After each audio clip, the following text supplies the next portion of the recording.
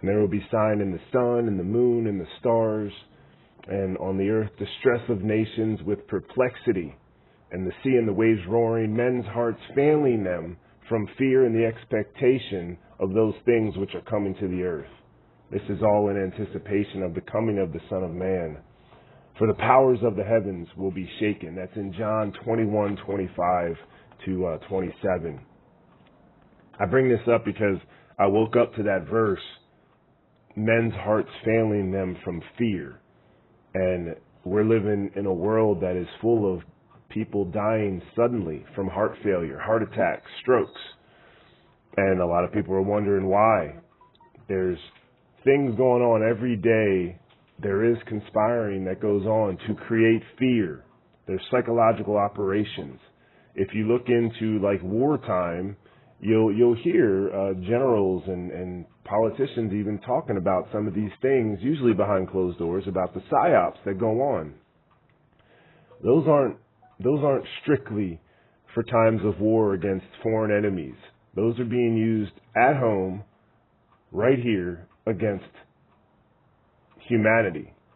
And there is a coordinated effort to create fear, because fear creates anxiety. Anxiety brings on death.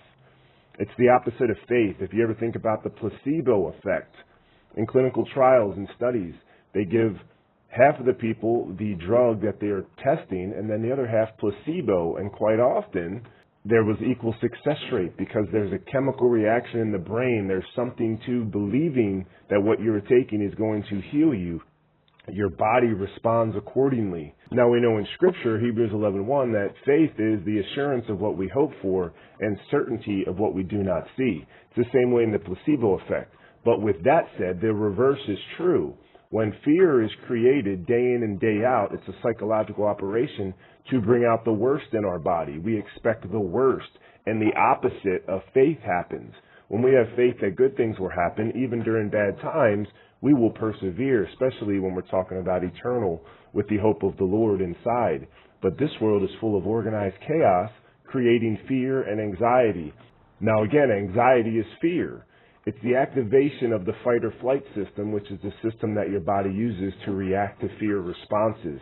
Anxiety disorders occur because the body is activating the response when no danger is present. But when we think danger is present, we respond accordingly. And when we see clear and present danger every day, all the time, it has an effect on our hearts. And that's why there's just increasing amount of people dying suddenly. So anyway, there's such a correlation. And there's such diametrically opposed forces of faith and fear. And fear is creating heart failure right now all over the world because people don't have the hope of the Lord in them. They don't have that faith that is going to take them through all these tough times, because fear is a tool being used by the god of this world, Satan, to inflict as much punishment on us mentally, and is taking a toll physically. People aren't dropping dead for no reason.